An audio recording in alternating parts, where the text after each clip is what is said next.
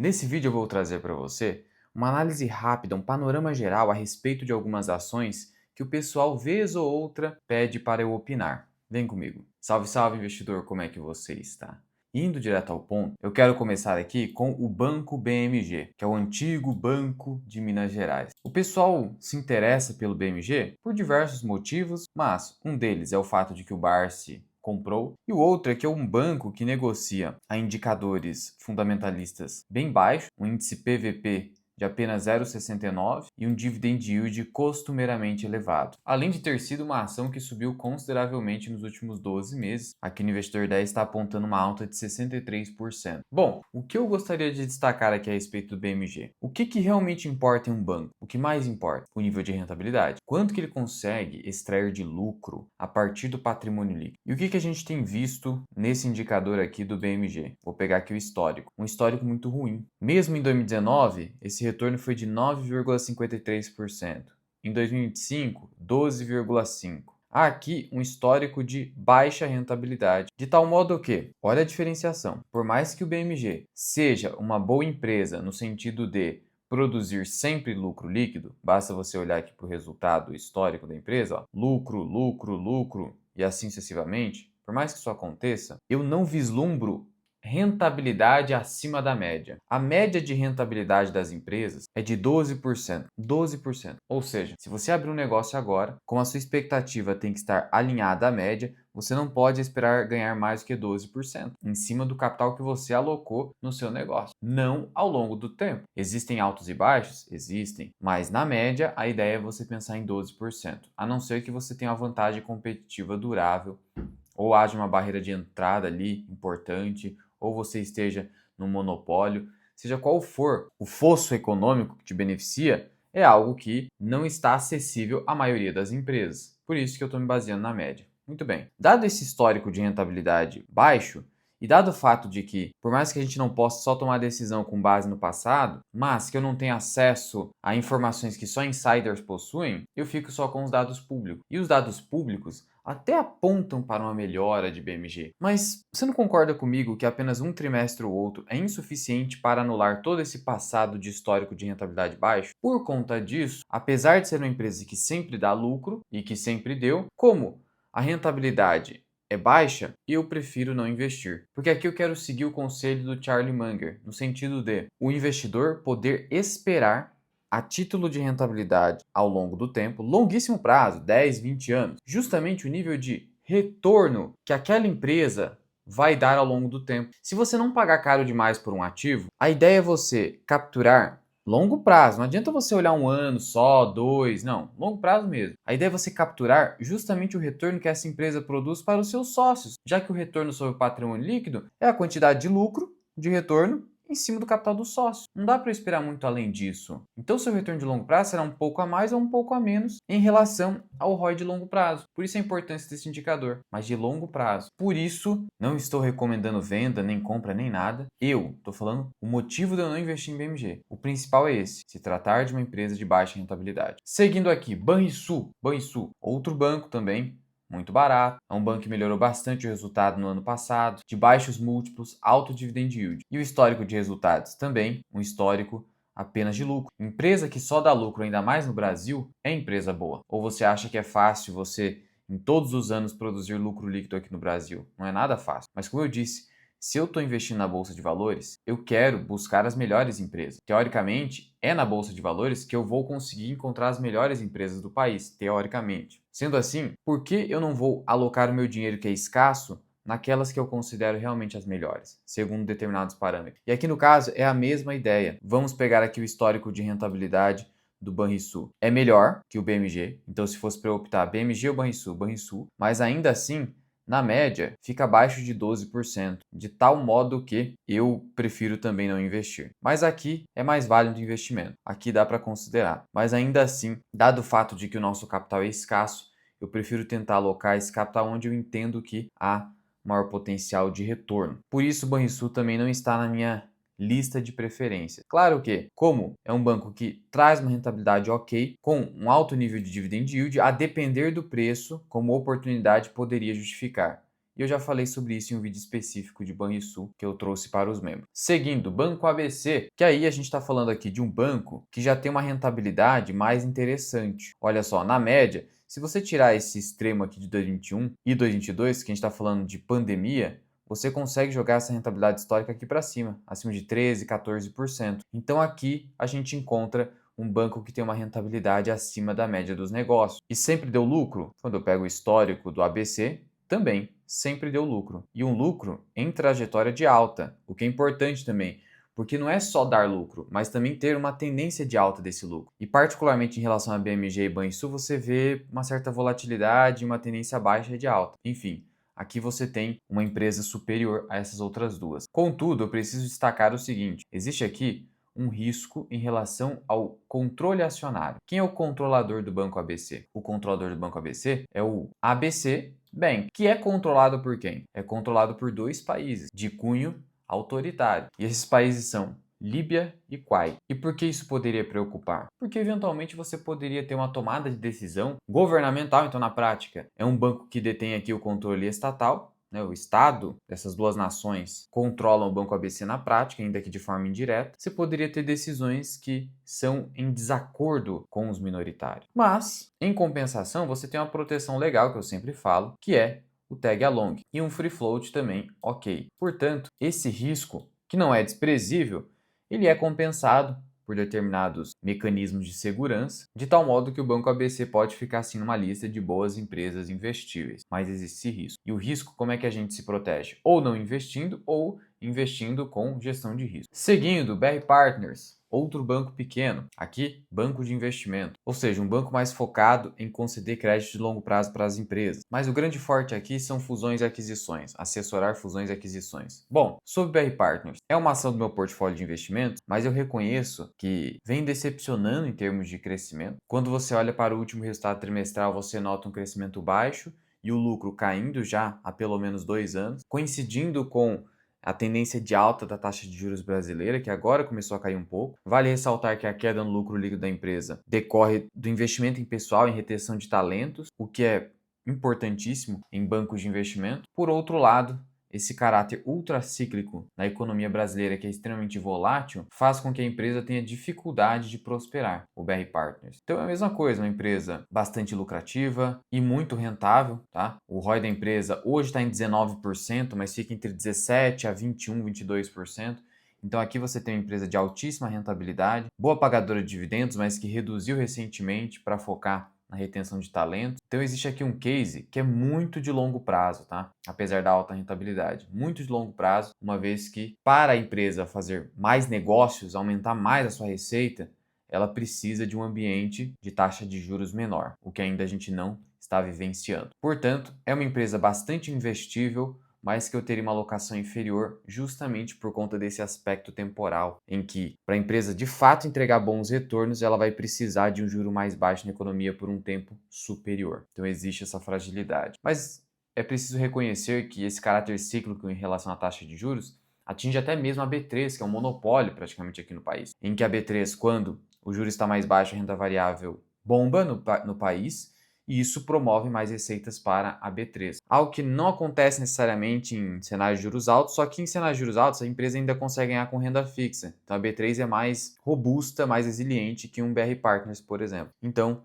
é preciso ter cautela nesse sentido. Mas é uma excelente companhia, mas que sofre desses ciclos de maneira mais duradoura. Marco Polo, também vez ou outra, me perguntam: Luan, o que você acha de Marco Polo? Fiz um vídeo dedicado a Marco Polo para os membros recentemente, e a ideia é a seguinte: e eu já venho falando isso há mais de um ano, pelo menos. Olha, a Marco Polo é cíclica. A Marco Polo teve um momento de bastante prosperidade porque a gente estava com uma demanda represada de substituição da frota. Então você teve ali um período muito alongado de ônibus que não foram trocados. E aí isso represou uma demanda que a Marco Polo acabou se beneficiando e acabou tendo um boom de demanda, né? Destravou essa demanda e ela começou a vender muito. Só que isso já mudou. A gente viu no último resultado trimestral uma desaceleração da Marco Polo. Mas, de novo, pegando aqui o histórico de longo prazo dos resultados, empresa que só dá lucro, portanto boa. Mas como que é o ROI da empresa? É um ROI que tá vendo aqui entre 2016 até 2021? Baixa rentabilidade, né? Depois disparou. Por que isso aconteceu? Porque foi justamente aqui que ocorreu o destravamento dessa demanda represada e isso fez com que a empresa suprisse essa demanda e ela começou a crescer fortemente nesses últimos anos. Então, isso aqui demonstra empresa cíclica, em que na média você tem um ROI acima da média, né? Então, na média ela está batendo aqui 16%, mas é isso aqui. Você tem o momento de baixa e depois o momento de alta. Isso acontece com empresas de commodities. Vale é assim. Petrobras é assim. Portanto, são empresas em que, teoricamente, você só deveria pensar em comprar aqui, quando o ROI está baixo. E sempre as melhores empresas. E a Marco Polo é a melhor desse segmento. Por quê? Porque aqui você paga muito mais barato para poder se beneficiar depois da alta do ciclo. Só que tem um problema. Você pode até acumular aqui, só que você não sabe quanto tempo vai levar para isso se reverter. E aí, nesse momento aqui, nesse período, você está sendo mal remunerado. Seu capital está recebendo poucos dividendos, porque são momentos em que essas empresas estão pagando poucos dividendos, as ações não estão subindo. Então é preciso ter estômago, é preciso vencer o FOMO. Então é muito difícil investir em empresa cíclica. Não dá para você colocar muito capital, porque seu capital fica lá parado por muito tempo e a incerteza vai te corroendo. Mas aqui, uma boa empresa, mas bastante cíclica. E a gente já começou a notar uma desaceleração de toda aquela demanda que eu falei. Outra ação que o pessoal me pergunta, Rumo, especialmente porque está na carteira da Guepardo. A Rumo é o seguinte, vamos pegar aqui o histórico de resultados. Aqui você já tem problema, né? Ó, prejuízo, prejuízo. Então aqui você já percebe, olha, o histórico é de muita volatilidade. Já começa por aí. Então, só por aí você fala, se for para alocar meu dinheiro aqui, vai ser pouco, porque isso aqui, e se eu estiver comprando justamente no momento errado, aí eu coloco muito dinheiro, despenca o resultado. E o resultado, ele puxa a trajetória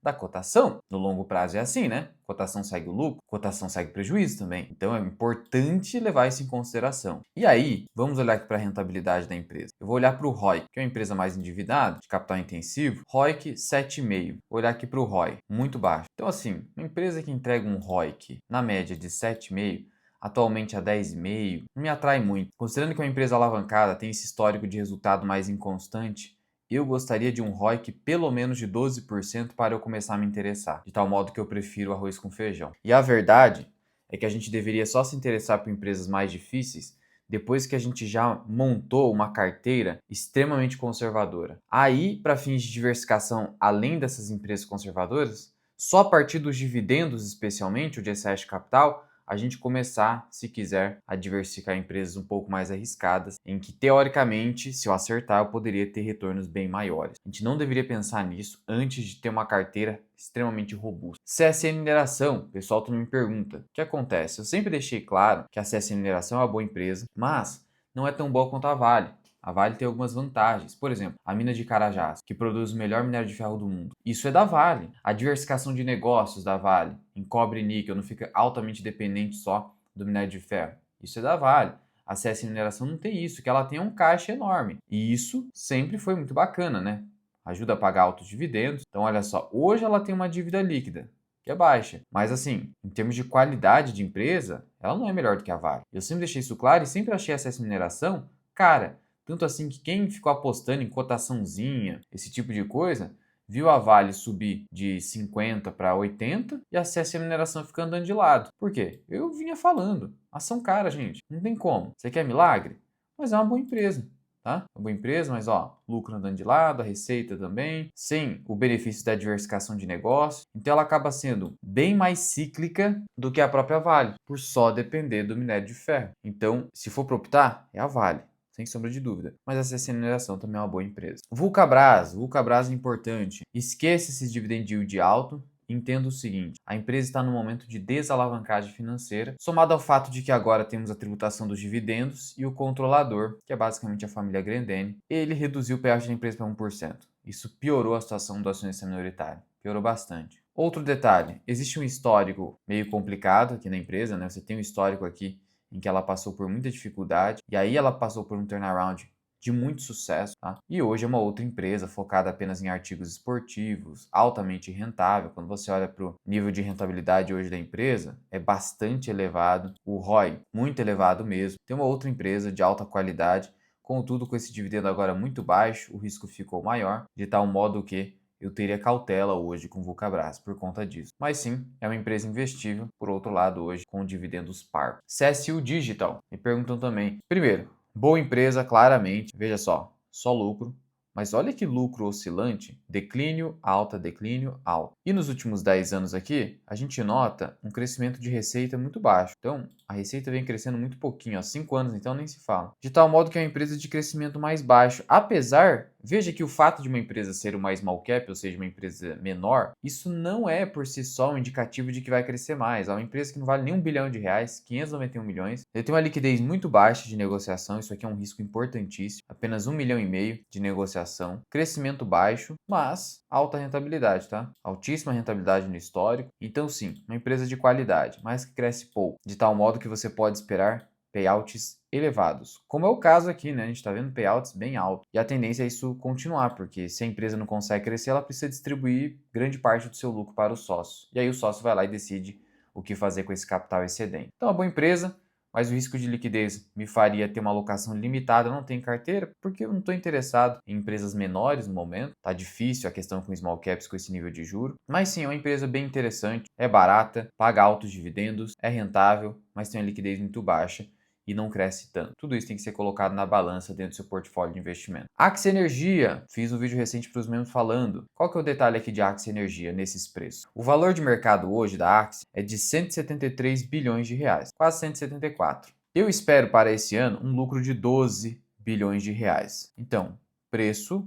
lucro. A empresa negocia quase 15 vezes os lucros. Só que o mercado, especialmente o BTG, espera para o ano de 2027 um salto no lucro para 16 bilhões. E aí ela estaria negociando a 10 vezes os lucros. Mas é um salto substancial, muito alto mesmo. E eu sou bem conservador com essas projeções otimistas. Por isso, eu teria cautela quanto ao preço da empresa. Eu consigo chegar numa valuation em Axie Energia de R$ 60? Consigo. Mas, de maneira conservadora, eu não consigo ultrapassar R$ 50. Então, o preço hoje já não é atrativo em Axie Energia. A não ser que realmente a empresa surpreenda e venha com lucro até mais do que 16 bi. Aí vai ser incrível. Aí ela vale até mais do que 60. Mas você vai ficar nessa dependência? Tem que tomar cuidado. E aqui, por mais que seja outra empresa, a gente não pode ignorar o histórico. Você vai ignorar por completo? Um histórico complicado, olha só. Muita volatilidade nos lucros. A gente espera que a partir da privatização isso está acontecendo, a gente vê uma trajetória mais previsível de resultados. Mas acho difícil a gente considerar que a Axie Energia tem o mesmo custo de capital que uma Engie, que tem um histórico muito mais impecável. E me parece que hoje o mercado está precificando Engie e a Axie Energia com o mesmo custo de capital, o que é complicado, né? E ainda, a rentabilidade da empresa é baixa, ó, mas a tendência é melhorar. Então assim, só tomar cuidado com o preço aqui,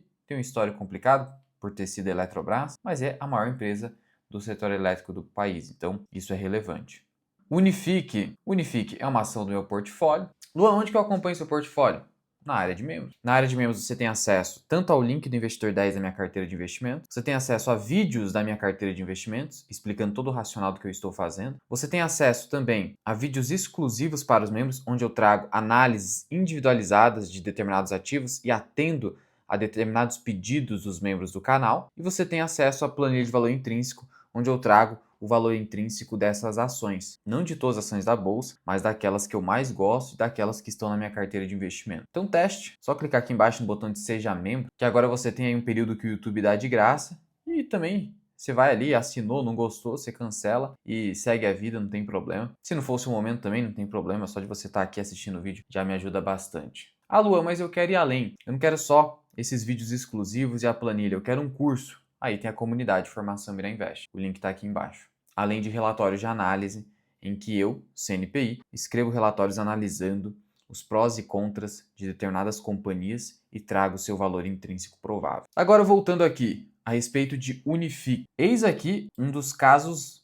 raros desses últimos anos de small cap que está prosperando, que está crescendo de maneira bastante sustentável, com rentabilidade, alavancagem financeira controlada, ou seja, o risco de execução aqui vem se mostrando baixo. O risco de execução numa fase de crescimento. Que a gente está falando de uma empresa small do setor de telecomunicações. Small por quê? Ó, ela vale 2,5 bi. Nem 2,5 bi ainda. É uma companhia que subiu simplesmente 100% nos últimos 12 meses. Um histórico de resultados impecável. E eu trato da empresa já há alguns anos para os membros. Rentabilidade acima de 12% na média. Alavancagem financeira que costuma ficar controlada. E os últimos números reportados pela empresa foram excelentes. Só para você ter uma ideia aqui dos destaques, você teve uma alta no lucro líquido de 40%, impressionante. Expansão de margem EBITDA, o que é raro nesse momento de economia enfraquecida no país. Você teve baixa taxa de cancelamentos, que é o churn. Então, assim, realmente um caso raro. E se é um caso raro, você não vai vender porque subiu, né? Ah, subiu 100%, não vai vender. Não venda os cavalos vencedores. Você só vai vender para fins de rebalanceamento se você estiver muito concentrado. E quando eu falo muito concentrado mesmo. Supondo que o Unifique seja a maior posição da sua carteira de ações, você está concentrado, você quer só diminuir um pouco para comprar outras ações. Tudo bem. Mas fora esse caso, não. Tudo que a gente quer na nossa trajetória como investidor é encontrar as melhores ações da bolsa, as vencedoras, nessa batalha feroz que é do mercado, essa competição intensa. E você só consegue estar com as vencedoras se você não vender as vencedoras. Simples assim. Então, eis uma ação que eu nunca vendi nada. Claro, não comprei tanto, deveria ter comprado mais, mas fez parte. Tá? Ficar se arrependendo é só para ficar te auto-sabotando. E vou manter. Por quê? Porque ela está se mostrando uma empresa vencedora. Na nossa trajetória como investidor, a gente vai ter acertos e erros. O que importa é o seguinte: quando a gente errar pequeno, ou se errar muito, já reverteu rapidamente. A qualidade de um gestor de investimentos está onde? Em perceber o erro e sair rápido. Então você faz isso, e quando você encontra as vencedoras, mantenha-as. A não ser quando há um alto nível de concentração. E alto é alto mesmo. Não estou falando, bateu 10% da minha carteira, não. Tem que ser no mínimo 20. No mínimo 20. Para cima de 20. Coloca um critério objetivo aí, ó, Luan. Passou de 20, 25, aí eu dou uma rebalanceadinha. Só que se for uma empresa que paga muito dividendo, muitas vezes você nem precisa fazer isso, porque o dividendo, entre aspas, é uma forma de você realizar parcialmente seus lucros sem precisar vender. Por isso que é uma maravilha a empresa de dividendo. Aí você pega esses dividendos e esses dividendos vão para outras ações. Já é uma forma de rebalanceamento. Então olha como é inteligente também estar bem alocado em empresas de dividendos. Mas e aí, eu quero saber de você. Existe mais alguma ação que você gostaria que eu comentasse, ainda que de maneira ligeira, lá na área de membros? Conheça a área de membros, vale a pena. Eu trago análises individualizadas, bem mais detalhadas. Aqui eu quis trazer um panorama geral para abranger o maior número de ações aqui que o pessoal fica me perguntando. E qualquer dúvida é só deixar aqui embaixo. Fui!